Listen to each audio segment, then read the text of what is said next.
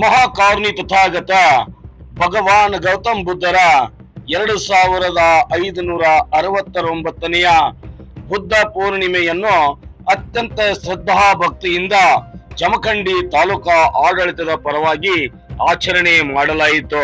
ಕಾರ್ಯಕ್ರಮವನ್ನ ಉದ್ದೇಶಿಸಿ ಮಾತನಾಡಿದ ಜಮಖಂಡಿಯ ಉಪವಿಭಾಗಾಧಿಕಾರಿಯಾಗಿರ್ತಕ್ಕಂಥ ಶ್ವೇತಾ ಬಿಡೇಕರ್ ಅವರು ಭಗವಾನ್ ಬುದ್ಧರ ತತ್ವ ಸಿದ್ಧಾಂತಗಳನ್ನ ಜೀವನದಲ್ಲಿ ಅಳವಡಿಸಿಕೊಂಡು ನಾವೆಲ್ಲರೂ ನೆಮ್ಮದಿಯಿಂದ ಬದುಕಬೇಕೆನ್ನುವಂತ ಕರೆಯನ್ನ ಕೊಟ್ಟರು.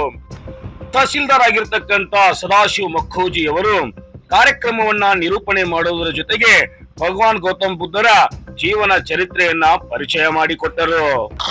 ಕಾರ್ಯಕ್ರಮದಲ್ಲಿ ಸ್ಥಳೀಯ ಮುಖಂಡರಾಗಿರ್ತಕ್ಕಂಥ ಯಮನಪ್ಪ ಗುಣದಾಳ್, ಪುಟ್ಟು ಪಾನಿ, ವಕೀಲರಾಗಿರ್ತಕ್ಕಂಥ ಶಶಿಕಾಂತ್ ದೊಡ್ಡಮನಿ, ಮುತ್ತಣ್ಣ ಮೈತ್ರಿ, ರವಿ ಬಬ್ಲೇಶ್ವರ್ ಸೇರಿದಂತೆ ಅನೇಕ ಜನ ದಲಿತ ಮುಖಂಡರು ಕೂಡ ಕಾರ್ಯಕ್ರಮದಲ್ಲಿ ಭಾಗವಹಿಸಿದರು. ಈ ಕುರಿತು ಮುಖಂಡರಾಗಿರ್ತಕ್ಕಂಥ ಯಮನಪ್ಪ ಗುಣದಾಳ್ ಅವರು ಮಾತನಾಡಿದ್ದಾರೆ.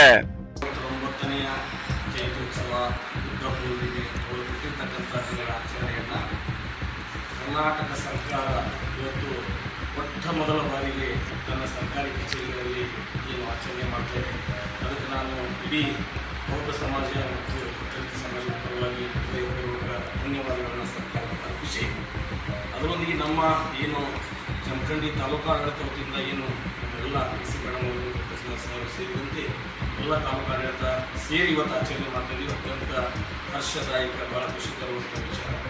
ಇಲ್ಲಿ ಭಾಷಣ ಮಾಡುವಂಥ ಅವರ ವಿಚಾರಗಳನ್ನು ನಾನು ಹೇಳ್ಬಿಡ್ತೀನಿ ಒಂದು 2-3 ನಿಮಿಷ. ಭಗವಾನ್ ಗೌತಮ್ ಬುದ್ಧರು ಸುಮಾರು 2500 ವರ್ಷಗಳ ಹಿಂದೆ ಮಾಡಿರ್ತಕ್ಕಂಥ ಕ್ರಾಂತಿ ಇವತ್ತಿಗೂ ಕೂಡ ಪ್ರಸ್ತುತವಾಗಿದೆ. ಯಾವ ಕಾಲಘಟ್ಟದಲ್ಲಿ ಅಂದರೆ ಯಾವ ಕಾಲಘಟ್ಟ ಅಂದ್ರೆ ಮನುಷ್ಯರೆಂದು ಒಪ್ಪಿಕೊಳ್ಳೋಕೆ ಸಾಧ್ಯ ಇರುವಂಥ ಕಾಲಘಟ್ಟ.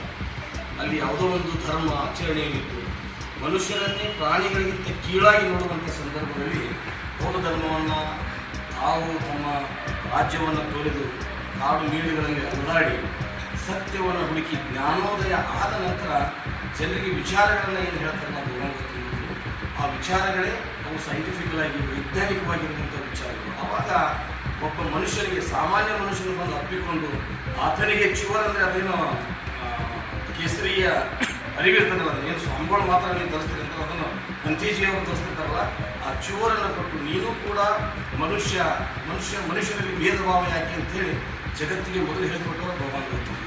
ಅಂಥ ಕಾಲಘಟ್ಟ ಅಲ್ಲಿ ಆಶಯ ದುಃಖಕ್ಕೆ ಮೂಲ ಅನ್ನುವಂಥ ಭಾವನೆಯನ್ನು ಹೇಳಿ, ಆಮೇಲೆ ಜ್ಞಾನೋದಯ ಆದ ನಂತರ ದೇವರಿದಾನ ಇವು ಅವೆಲ್ಲ ಭಾಳಷ್ಟು ವಿಚಾರಗಳು ಇದನ್ನು ತಂತಾರೆ. ತಂದ ಬಳಿಕ ಒಂದು ದೊಡ್ಡ ಕ್ರಾಂತಿನೇ ಭಾರತ ದೇಶದಲ್ಲಿ ನಡೆದು ಅವತ್ತ ಎಲ್ಲ ಜನ ಬೌದ್ಧ ಧರ್ಮದ ಕಡೆ ಹೋಗ್ತಾರೆ. ಯಾಕಂದ್ರೆ ಬೌದ್ಧ ಧರ್ಮದಲ್ಲಿ ಭಾಳ ಸರಳವಾಗಿರ್ತಕ್ಕಂಥ ಸೂತ್ರಗಳನ್ನು ಕೊಟ್ಟು, ಈಗ ನಾವು ಹೇಳಿದ್ವಿ ಆಗಲೇ ಪಂಚಶೀಲಗಳು ಓದ್ತೀವಿ. ಏನು ಪಂಚಶೀಲಗಳು? ಅವೆಲ್ಲ ಪಾಲಿ ಭಾಷೆಗಳು. ಪಾನಾತಿಪಾತ ವೀರಮಣಿ ಸಿಕ್ಕಾಪದ ಸಮಾಧಿ, ಪ್ರಾಣಿ ಹಿಂಸೆನ ಯಾವುದೇ ಕಾರಣಕ್ಕೂ ಮಾಡಬಾರದು. ಅಧಿನ್ನ ದಾನ ವೀರಮಣಿ ಸಿಕ್ಕಾಪದ ಸಮಾಧಿಯಲ್ಲಿ ನಾವು ಯಾವುದೇ ಸಮಯದಲ್ಲಿ ಸುಳ್ಳು ದಗಲಬಾಜಿಯನ್ನು ಮಾತನಾಡಬಾರದು. ಕಾಮೇಶು ಮಿಥ್ಯಾಚಾರ ವೀರಮಣಿ ಸಿಕ್ಕಾಪದ ಸಮಾಧಿಯಲ್ಲಿ ನಾವು ಆದ ಹೆಂಡತಿಯನ್ನು, ಗಂಡನ್ನು ಹೊರತುಪಡಿಸಿ ಬೇರೆ ಯಾರನ್ನು ಕೂಡ ಕಾಮದೃಷ್ಟಿಯಿಂದ ನೋಡಬಾರ್ದಲ್ಲ, ಕರ್ತವ್ಯ ರೀತಿಯಲ್ಲಿ ನೋಡಬೇಕು. ಆಮೇಲೆ ಮುಸಾವಾದ ವೀರಮಣಿ, ಕಳ್ಳತನವನ್ನು, ದಗಲಬಾಜಿಯನ್ನು ಯಾವುದೇ ಕಾರಣಕ್ಕೂ ಮಾಡಬಾರದು.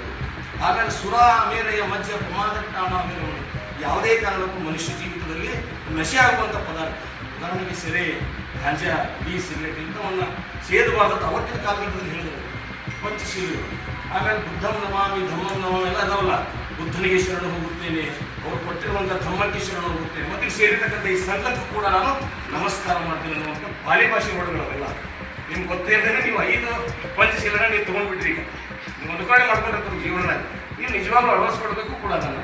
ಹಂಗೆ ಹೇಳ್ತಾರೆ. ಅದಾದ ನಂತರ ಕಾಲಾಂತರ ನಿಮ್ಗೆ ಗೊತ್ತೈತಿ ದೊಡ್ಡ ಕ್ರಾಂತಿ ಭಾರತ ದೇಶದಲ್ಲಾಗಿ ಬೌದ್ಧ ಧರ್ಮದ ಅನೇಕ ಪಂಚೇಜಿಗಳನ್ನು ಕೊಲ್ಲಲಾಯಿತು, ಇಲ್ಲಿಂದ ಧರ್ಮವನ್ನು ಪಲಾಯನಗೊಳಿಸಲಾಯಿತು. ಅದಾದ ನಂತರ ವಿಜಯದಶಮಿ ದಿನ ದೊಡ್ಡ ಕ್ರಾಂತಿ ಮಾಡಿದವರು ಸಾಮ್ರಾಟ್ ಅಶೋಕ. ಅವ್ರೇನು ಅವತ್ತು ಕಳಿಂಗ ಯುದ್ಧ ಮಾಡ್ತಾರೆ. ಯುದ್ಧದ ಸಂದರ್ಭದಲ್ಲಿ ಚೆಲ್ಲಿರುವ ರಕ್ತವನ್ನು ನೋಡಿ ಅವರಿಗೆಲ್ಲ ಒಂದು ರೀತಿ ನೋವಾಗಿ ಯುದ್ಧವನ್ನು ಬಿಟ್ಟು ಬುದ್ಧನ ಕೊಡ್ತಾರೆ, ಶಾಂತಿ ಕಡೆ ಹೋಗ್ತಾರೆ. ಯಾವ ಭಗವಾನ್ ಬುದ್ಧರು ನಿರ್ಮಾಣ ಮಾಡಿರ್ತಕ್ಕಂಥ ಧರ್ಮವನ್ನು ಅಳಿವಿನ ಅಂಚಿಗೆ ತಲುಪಿಸಿದ್ರಲ್ಲ, ಆ ಸಂದರ್ಭದಲ್ಲೇ ಅಶೋಕ ಸಾಮ್ರಾಟರು ಬಂದು ಭಾರತ ದೇಶದಲ್ಲಿ 84,000 ಬುದ್ಧ ಸ್ಕಂದಗಳನ್ನು ನಿರ್ಮಾಣ ಮಾಡ್ತಾರೆ, ಬುದ್ಧ ವಿಹಾರಗಳನ್ನು, ಬುದ್ಧ ಮಂದಿರಗಳನ್ನು. ಹೀಗೆ ಧರ್ಮ ಬರ್ತದೆ. ಮತ್ತು ಕಾಲಾಂತರ ಈ ಶೃಂಗನ ಕಾಲದಲ್ಲಿ ಅಶೋಕ ಸಾಮ್ರಾಟ ಭದ್ರತ ಮೌರ್ಯ ಮೊಮ್ಮಗ ಆ ಕಾಲದಲ್ಲಿ ಮತ್ತು ಬೌದ್ಧ ಧರ್ಮ ಜೀವಕತೆ. ಅದಾದ ನಂತರ 1956ರಲ್ಲಿ ಭಾರತ ದೇಶಕ್ಕೆ ಮತ್ತು ಮರಳಿ ಬೌದ್ಧ ಧರ್ಮವನ್ನು ತಂದರು ಡಾಕ್ಟರ್ ಬಾಬಾ ಸಾಹೇಬ್ ಅಂಬೇಡ್ಕರ್. 1932ರಲ್ಲಿ ಘೋಷಣೆ ಮಾಡ್ತಾರೆ, ನಾನು ಹಿಂದೂವಾಗಿ ಹುಟ್ಟಿದ್ದೇನೆ, ಹಿಂದೂವಾಗಿ ಸಾಯಂಗಿಲ್ಲ ಅಂತೇಳಿ. 1956 ನಾಗ್ಪುರದ ದೀಕ್ಷಾ ಭೂಮಿಯಲ್ಲಿ ಬೌದ್ಧ ಧರ್ಮವನ್ನು ತರ್ತಾರೆ.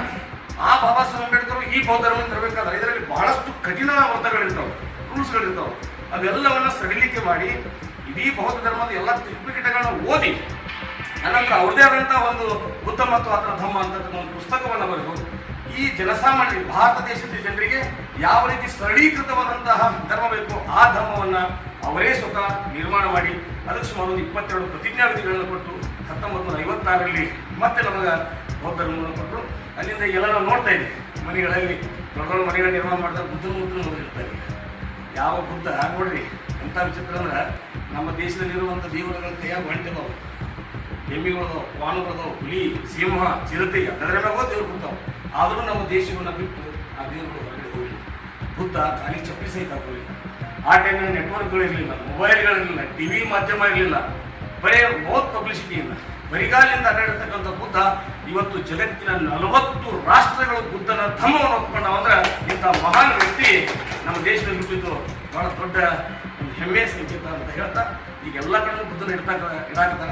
ಬುದ್ಧನ ಶಾಂತಿ ಸಂಕೇತವಾಗಿರ್ತಾರೆ, ಬಟ್ ಬುದ್ಧನನ್ನ ಮನೆಯಲ್ಲಿ ಪ್ರತಿಷ್ಠಾಪನೆ ಮಾಡೋದ್ರಿಂದ ಶಾಂತಿ ಸಿಗಂಗಿಲ್ಲ. ಅವರ ತತ್ವ ಸಿದ್ಧಾಂತಗಳನ್ನು ನಮ್ಮ ಜೀವನದಾಗ ಅಳವಡಿಸಿಕೊಂಡ್ರೆ 100ಕ್ಕೆ 100 ಶಾಂತಿ ಸಿಗ್ತೈತಿ. ಹಾಗೆಯೇ ನಮ್ಮ ತಾಲೂಕು ಆಡಳಿತಕ್ಕೂ ಎಲ್ಲರಿಗೂ ಧನ್ಯವಾದಗಳನ್ನು ಅರ್ಪಿಸಿ ಮಾತಾಡೋಕ್ಕೆ ಅವಕಾಶ ಮಾಡ್ತೀನಿ.